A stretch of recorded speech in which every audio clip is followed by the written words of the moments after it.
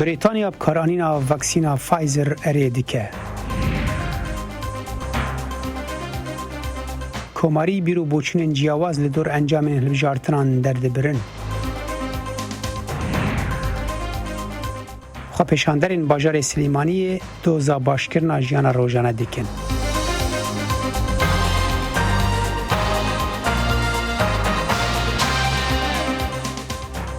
جه برنامه کرد کنکشن دنگی امریکا ل واشنطن پایتخت سلاو و رزین من صالح دمیجر بو و بینرن هجال هر جهو دفره کون لید مینن.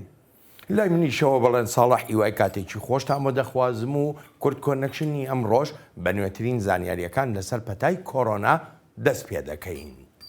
بریتانیا او واکسینی دژ کرونایی پسند کردووە کە کۆمپانیای فایزەر دروستی کردووە و ئاش بڕیارە لە چەند ڕۆژی داهاتوودا دەست بکرێت بە بەکارهێنانی ڤاکسینەکە.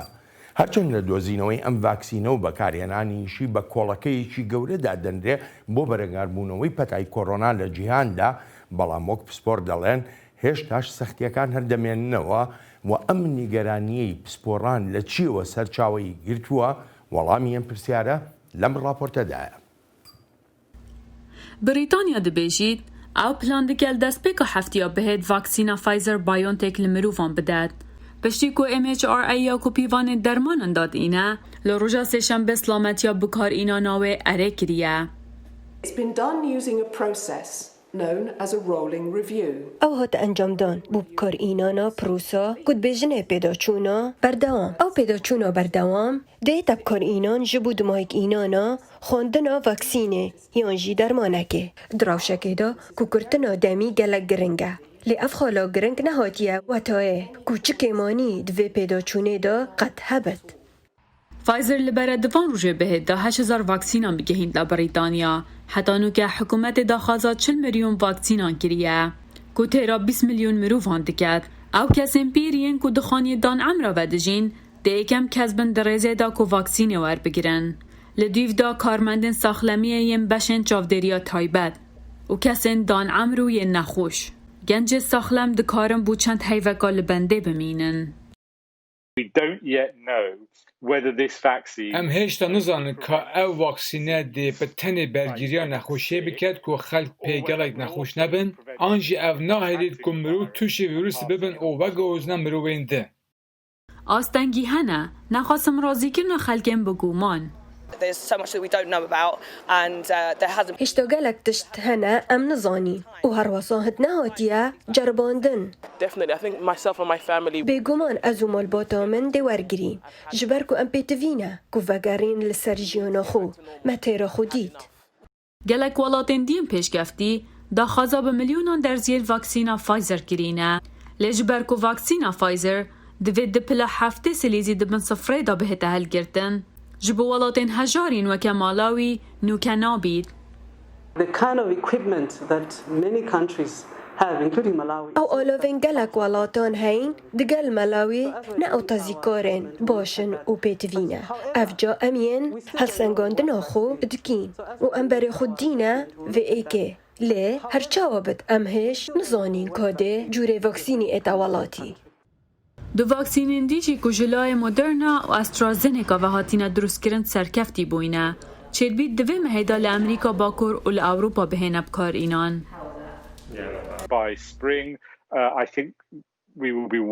از بیجیم که حتی بهاری ام دی سر ریبن هر تشتگ آسایی وگرید از باورناکم که ام بگهنه یا ما دوید لی ام دی سر ریبن از بیجیم که همه جهان دی بشین واکسینین سرکفتی تر درست بکن که پیدوی نکد لی جهین سرما بهین الگرتن و کی جوه واکسینی را پیوسته.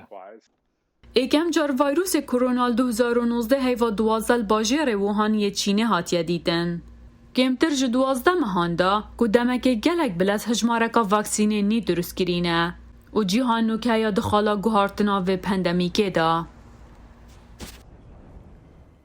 پشتی که بریتانیا واکسینا کمپانین فایزر و بایونتک اریکر ریوبری اوروپای رخصنا ساغلمیا جیهانی هانس کلاج گوت هجمارا درزین واکسینه ده دسپیکه ده گلکی سینوردار بنو دوی هر ولاتک بریاره بدن که پیوسته کی بری واکسینه ورگره.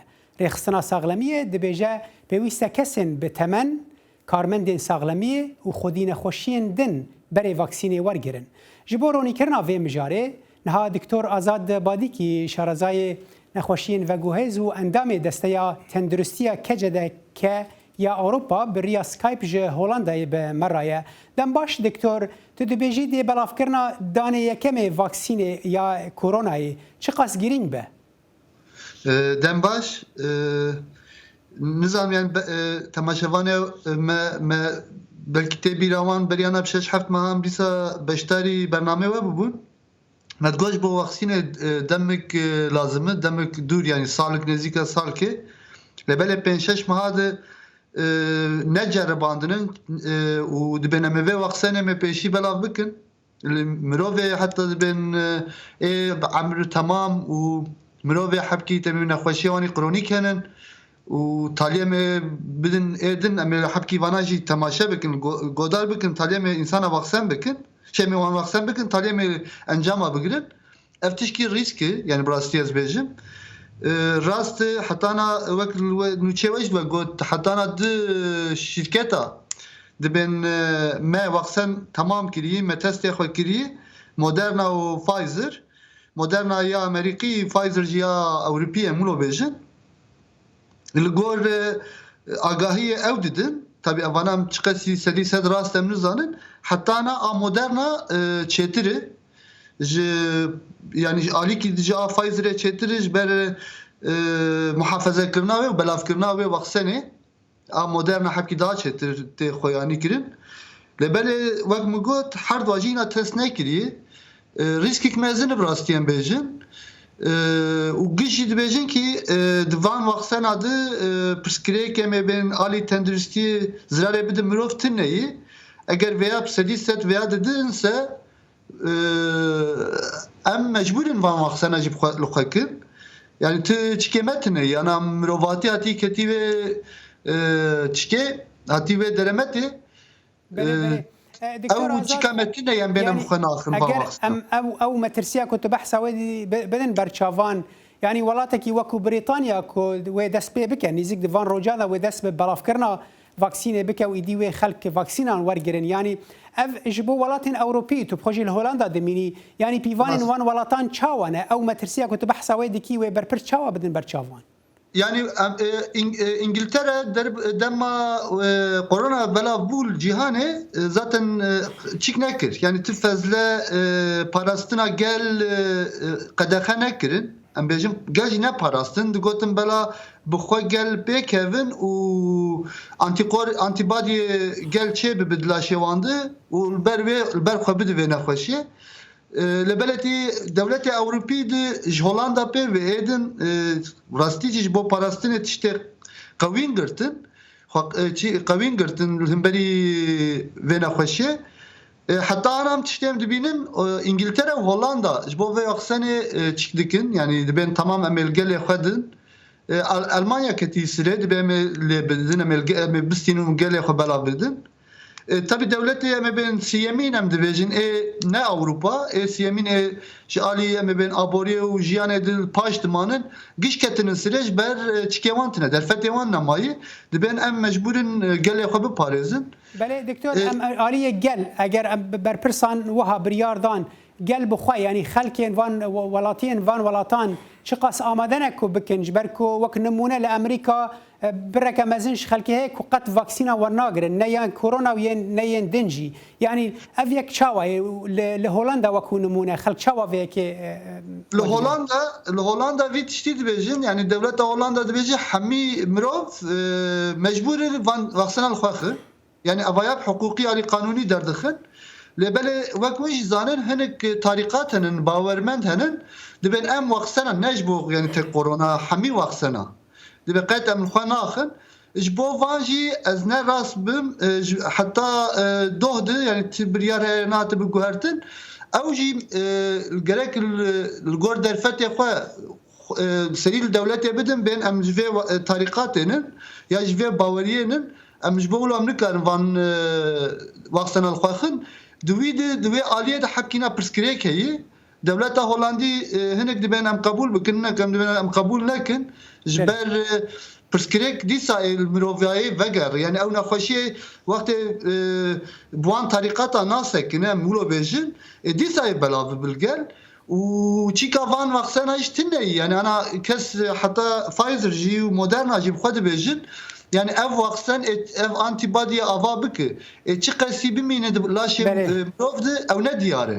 Belê Diktor Azad Dibadîkî şarazayê nexweşiyên vegwêz û endamê desteya tenduristiya KCDK'ya Avropa ji Holanda mara bi gelek spas bû beşdar binate. Spasxweş dem baş. Li Nemsayê desthilatdaran bi awayekî xwebexş dest bi têzkirina berfireha vîrusa koronayê kir bi hêviya ku ew karibin di demên pêş de rastî pîvanên tundên girtinê nebin. Têzkirina antijen roja înê li hin beşê welêt dest pê kir. Berî çend roja ji siskirina pîvanên girtinê ku ji nîva meha mijdarê ve sepandîne. Kesên ku testa wana antijen erênî be dê di nava 24 demijmêran da rastî testeka din bibin û dema ew jî erênî be dê bên karantîkirin. Ev test ji aliyê leşkerên Nemsava dibe ku wan navendeke mezin li Viyana paytext li gel 107 hêlên testkirinê damezrandine. Viyana şiyan heye ku rojane 270,000 testên lezgîn yên antijen bike ku encamên wê bikaribin di nava çend roj kilîkan da diyar bibin. Lê di heman demê de testên PCR demeke dirêj pêwîstî pê divê berdewam in. Li Tirkiye bi pêy duatirîn amarî rojî pênçemeyê Wezaretî Tenduristî welateke bilavî kiriyotewa 32,000 kes tûşî petayê korona bûn û 187 kesî ji bem petaya caniyan li dest dawa. Rewşeke li şarî Amed xirab e. Wek serçawa tenduristiyekan cextî lê dekenewa rojane ziyadtir li 1,000 kes tûşî petayê korona dibin. Xecîcan Farqîn serdanî yekek li nexweşxanekânî şarî Diyarbekirî kirduwe û dەڵێت nizîkەی 200 kes lewaneyî li nexweşxane hêlrawnetewa li rewşekî xirapî tenduristî dan.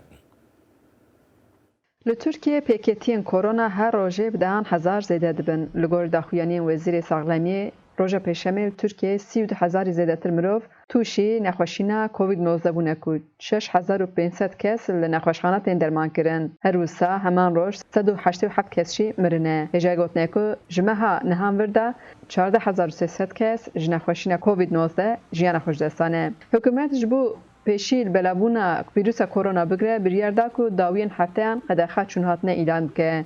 Wezîrê Saxlemiyê dibêje divê hejmara nexweşan kêmtir bibe ji bo ku barê nexweşxana siviktir bibe û destnîşan dike ku zivistaneke tarî û dirêj li pêş gele. Rewş gelek giran e yani niha hûn derkevin sûkê bigerin di her malekî da di her xizmên her kesî da ên ku vê nexweşîna hinek derbas kirine hene hinek jî an ha derbas kirin hê ku jiyana xwe ji dest dane hene yani li nexweşxana herî ya ku ev nexweşên Covid-19 lê dinêrin ya lêkolînê da her roj mirin çê dibe yani hin rojan dê 15 kes cenaze yên Covidê ji wê dê dertên rewş ber bi zivistanê jî ku em çiqas hatin rewş her ku çê xerab dibe. Nexweşxaneya Gazî ya Şergîl a lêkolînê jî kirine nexweşxaneya pandemiyê û nêzî 200 nexweş vê tên derman kirin. Hewş û dora nexweşxanê jî ji mirovan tije ku piraniyên wan li benda xeberek xêrî ne ji xizmên xwe yên ku tûşê nexweşînê bûne û li nexweşxanê tên derman kirin. Xalê min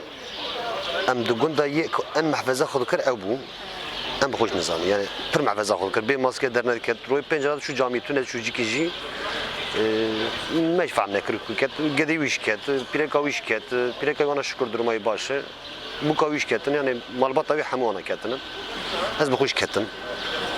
Pir zor me dikir ez min xîran da diketim tayê ez tam halsiz bûm. Welat ez başim inşallah derbas kirim.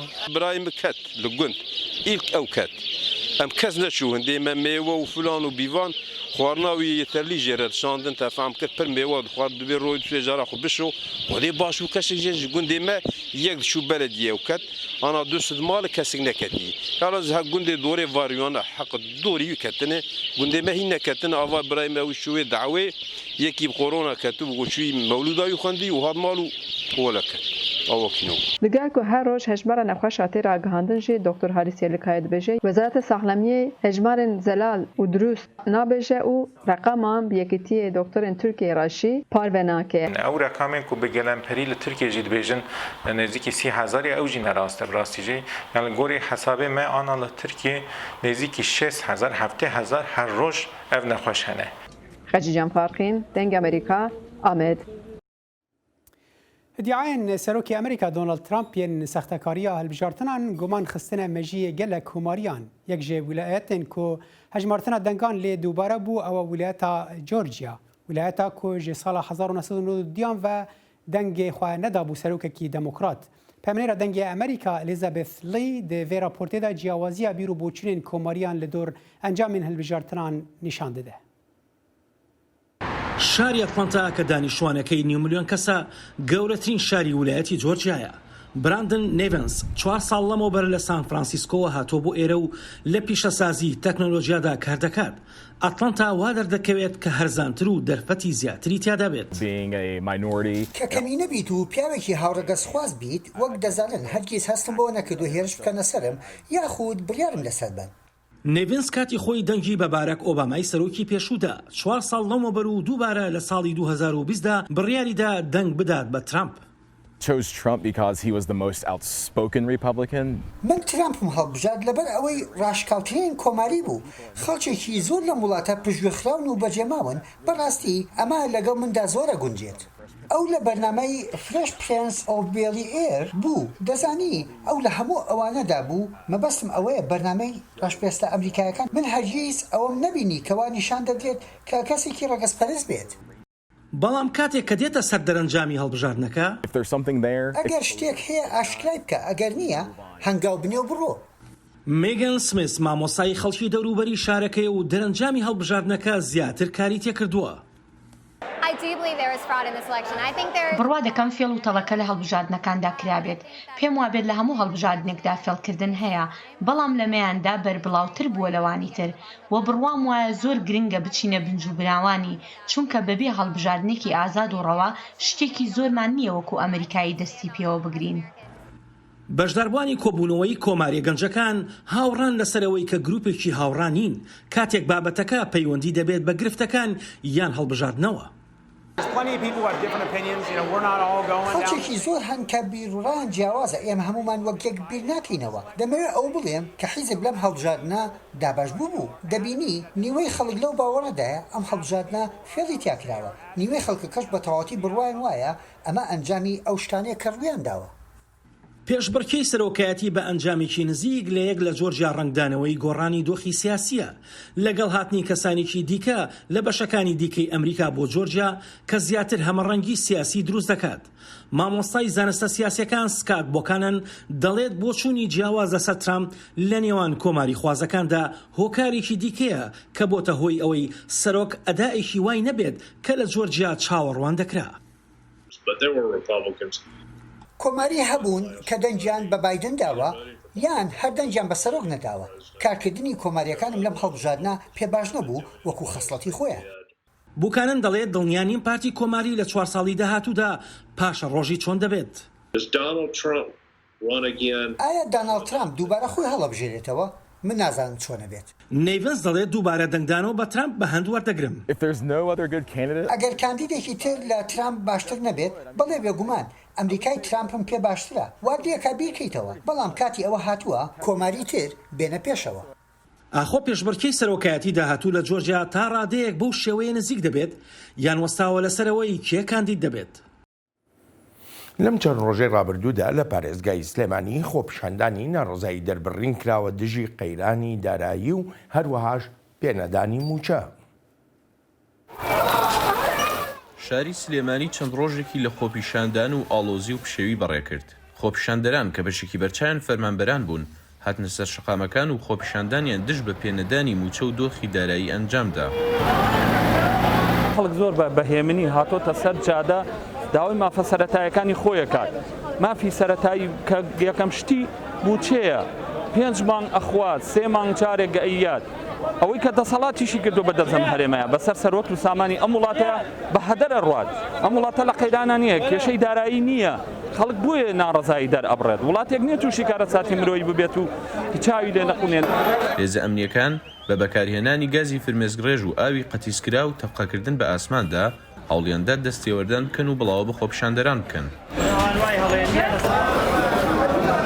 چیان هەڵا چی بچی بەرچاو کەوت گاز و فرمێسگڕێژیان هەڵا نازانم چی بوو خەریکی ئەم خینکێنێ کۆرۆنا بۆیە باشتر گەنجێک ماتمەتە بازڕەش بێ ئیش بێکار کەنون تەواقعی هیچ نەبێت لە وڵاتە بێکی شای بکەیت لە شاخانەی شاب دەرگا و لەسەر داخرێ بەش حاڵەکە لە سەردەمەکانی پێش و ساڵانی نەوەکان خەڵک لەگەڵیا بوو موچەی ناویست هیچی نەئاویست لەبەرەوە سەرەتای حکومڕانی و دەسەڵات بوو بەڵام ئێستا دەسەڵاتێکی تەواو ئەمنیەت هەیە کە دەستی گرتووە بەسەر ژیانی خەڵکە لە هەموو دەستی بنج و بناوانی ژیانی خەڵکەوانێ لە سەحەیە لە پەروەردەیە لە هەموو ژیانە لە هەموو بارەکانی ترە کە خەڵک هیچ ژیانی نەماوە هیچ ڕووناکایی نەماوە هیچ ئەمەلێکیشی بەم حکومڕانی و دەسەڵاتە نەماوە لەگەڵ دروستبوونی پشەوی لە خۆپیشاندانەکاندا لیژنەی ئارامی پارێزگای سلێمانی ڕاگەندراوێکی بڵاو کردەوە و ئاماژەی بەوە کرد کە ئەوان ڕێگا بە هیچ خۆپیشاندانێکی بێموڵەت نادەن لە خۆپیشاندانەکاندا ژمارەیەک لە پەرلەمانتەر لە فراکسیۆنی جیاواز ئامادە بوون و هەندێکیان ڕوبەڕووی توندوتیژی بوونەوە لەلایەن هێزە ئەمنیەکانەوە مۆبایلەکان دزیوە جزدانی گیرفانیان دزیوە عینەکێکی چاوێ دزیویان دزن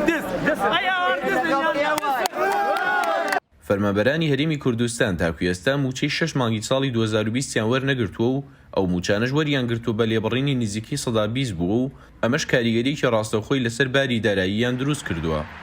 ڕێباز مەجید، دەنگی ئەمریکا، سلێمانی. ئەڵبەت ئەمە یەکەم جار نییە لە پارێزگای سلێمانی خۆپیشاندان بکرێت و خەڵک و هێزە ئاسایشیەکانیش بە یەکدا بدەن. زۆرێک لە خۆپیشاندەران لەگەڵ داواکاریەکانیشیاندا دەڵێن هەردوو بنەماڵەی فەرمانڕەوایانی هەرێمی کوردستانی عێراق کۆنتڕۆڵی سەرچاوەکانی داهاتی هەرێمیان کردووە. هەر چۆنێک بێت هەموو لایەنەکانی بەشداریش لە حکوومەتی هەرێمی کوردستاندا هەر یەکەیان و بە شێوەیەک ناڕزایی خۆیان بەرامبەر ڕەوشی هەرێم دەردەبڕن و بە ئەندازەیەکیشە خۆیان لەگەڵ شەقامدا دەبینەوە. بەڵام پرسیارەکە لەوەدایە ئایا هیچ یەکێک لەو لایەنانەی هەرێم دەتوانن ببنە خاوەنی شەقام؟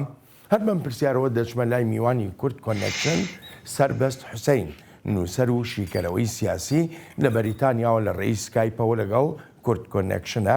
کاک سەربەست سوپاس بۆ ئامادەبوونت. یەکەم پرسیاریشم ئەوەیە پێدەچێت هەندێک لەلایەنە سیاسیەکان بیانەوەی خۆیان بکەنە خاوەنی ئەو ناڕزایەتی لە شەقامی هەرێمی کوردستاندا هەیە. هەوڵدانێکی لەو شێوەیە چ کاریگەریەکی دەبێ بەسەر شەپۆلی ناڕزاییەکانەوە؟ من پێم وایە هەموو ئەو حیزبانەی کە هاوبەشن لە حکوومەتی کوردستان بە پێی زۆر و کەمی خۆیان هاوبەشن لە هەموو سەرکەوتن و نشستێک کە کۆمەلگای کوردستانی پێدا دەڕوا. ئەمڕۆ کە نشستێک هەیە و حکوومەت ناتوانێ موچە بدا پێم وایە ڕاست نییەوە خەڵک زۆر بە هەندوەری ناگرێ بڵێن خەتای دوو حیزبە بەتەنیا و ئێمە هیچمان حەقی هیچمان نییە. لە ڕاستیدا ئەوان بەس ئەوەندەیە کە دەسەڵاتیان بەقەی ئەوان بۆیە کەمتر مەسئولیەتیان لەسەرشانە. دەنا لە ڕاستیدا کێشەی کوردستان دووسێ کێشەی بنەڕەتی هەیە کاک بڵێن لە کوردستاندا ئەم وەزعە زۆر خەتەرە دروست بووە و بۆی هەیە ئەخیر جار نەبێ دووبارە و سێبارە ببێتەوە لەبەرەوەی خۆیەکانی کە ئەم وەزعی دروست کردووە هێشتا لە ئارادان. ئەو هۆکارانە چین؟ من پێم وایە دوو هۆی سەرەکی هەیە کە مۆزای هێناوەتەکانەوە. یەکێکیان نزمبوونەوەی نرخی نەوتە لە دنیا. ئەمە خەتای نەدەسەڵاتی تێدا نەکەس، ئەمە دیاردەیەکی جیهانی گەورەیە. بەڵام مشکلەکەوەیە ئابووری کوردستان لە 95 پشتی بە نەوت فرۆشتووە. ئابووری کوردستان ئابووریەکی یەک کاڵایە. ئەم ئابووریانە سەلماندوویەتی لە دنیادا ئابووریەکی فاشلە. هەتا ئەم ئابووریە نەگۆڕێ کوردستان ناتوانێت لەسەر پێی خۆی ڕابوەسێ. مستەقبەلی نەوتیش زۆر ڕوون نییە کە واز و نرخەکەی بەرز بێتەوە. باشە کاک سەربەز لە 30 ساڵی ڕابردوودا دەسەڵات لە هەرێمی کوردستانی عێراقدا بۆچی هەوڵی نەداوە ئەڵتەرناتیڤێ بۆ نەوت بدۆزێتەوە؟ بە نمونە کشت و کاڵ بۆ نا؟ سوالێکە من دوابن وەنەبێ بڵێن کوردێکی خارجم و لە خۆمەوە قسە دەکەم من 12 ساڵی عمری خۆمم سرف کرد گەڕامەوە کوردستان بۆی ئەوە ئەنجام بێنین اقتصادێک بۆ وڵاتەکەمان دروست بکەین کەرتی تایبەت دروست بکەین پێم وایە بە بەرنامە حیزبەکان هەوڵیاندا کەرتێکی تایبەت لە کوردستان نەبێ هەموو خەڵکیان بە زۆر کرد بە موچەخۆرێکی بێ ئیش ئەمە لە ڕاستیدا موچەخۆر نین کۆیلەن چونکە خەڵکراوە بە موچەخۆر بێ ئەوەی وەزیفەیەکی بۆ دەستنیشان بکرێت بۆ ئەوەی بێ ئەوەی کە ئەچێ بۆ دائیرە بزانێ ئیش و مەسئولیەتەکانی چییە پێم وایە بۆچی نەیانتوانی کەرتی تایبەت دروستکەن بە بەرنامە بوو بە ئاگاداری خۆیان بوو چکە هەزاران کەسی وەکو من ئامۆژگاری کردن و سەرنجی ڕاکێشان کە وەزع بەم جۆرە نەبوونی کەرتی تایبەت لە کوردستاندا وەزعێکی زۆر خەتەر دێنێتەکایەوە مەسەلەن بۆ نمونە لە شارێکی وەک سلێمانی لە شارێکی وەک هەولێریان دووهۆک دەسەڵات یارمەتی دەربوو بۆ ئەوەی یەک کەس دوو کەس سێ کەس بکا بە ساحبی 200-300 میلیۆن دلار ئەبوایە وانەکەن دەرفەت بدەن بە 200-300 کەس هەر یەکەی ببێ بە ساحبی 1 میلیۆن دلار چونکە بەو نەوعە تۆ هەر کەسە لە ڕێگای خۆیەوە ئەتوانێت خەڵک بخاتە سەر کاسبی ئێستا تۆم لەم راپۆرتێکی پێشتر پێشانتاندا جەنابتان ئەمە عالەماڵێ من موچەخۆر مافی ڕەوای خۆمم کوا موچەکەم باش بۆ خەڵک هەمووی موچەخۆرە ینی من حسابم کردووە لە کوردستان زۆر دەستگا هەیە قەبەیە کاک بڵێ پەرلەمانمان نزیکەی 100 ئەندامی تایە زۆر قەبەیە نزیکەی 20,000 کەس ئەندام پەرلەمانێکی مەعانە علم لە وڵاتێکی وەک بریتانیا 100,000 کەس ئەندام پەرلەمانەیە ئەگەر یارمەتی بەیچکە بەڕاستی ینی کاتم زۆر کەم ماوە یەکێ لە پرسیارەکانی تر ئەوەیە لە هەفتەی شوباتی 2011 خۆپیشاندان بەردەوامە لە هەرێمی کوردستانی عێراقدا بەڵام بە شێوەی ناو بەناو پچر بۆ خۆپیشاندانێکی سەرتاسەری ناکرێ هاوشێوەی بۆ نمونە ئەوەی کە ساڵی پار لە بەغدا دەستی پێکرد و بۆ مای گۆڕینی حکوومەتەکەی عادل عەبدولمادی من پێم وایە لەبەرەوەی سیاسەتی حکمی حیزبەکان جیایە لە کوردستان حیزبی جیاجیا سەیتەڕیان هەیە بەسەر دەڤەری جیاجیادا لە ڕاستیدا ئەوەی کە لە سلێمانی ڕوودەدا ڕنگدانەوەی حکمی دەڤەری سەوزەوەی لە هەولێر ئێستا ڕوونادا ڕنگدانەوەی دەڤەری پارتی لەبەرەوەی جیاوازی پێ لە کاردانەوە بمبەخشە کاتم بە هیچ شوێ نەما سەربەز حسێن نووسەر و شیکەرەوەی سیاسی لە بەریتانیاوە لەگەڵ کورد کۆنێکشن بوو کاک سەربەست سوپاس و پێزانینم بەلێ بینەرن هێژا لە ڤرم دگن داویە کورد کۆنێکشنە ئیرۆ تا جارەبێ هەر شاد و بەختەوەر بن هەمیشە لە خۆشیە جێتان بێڵی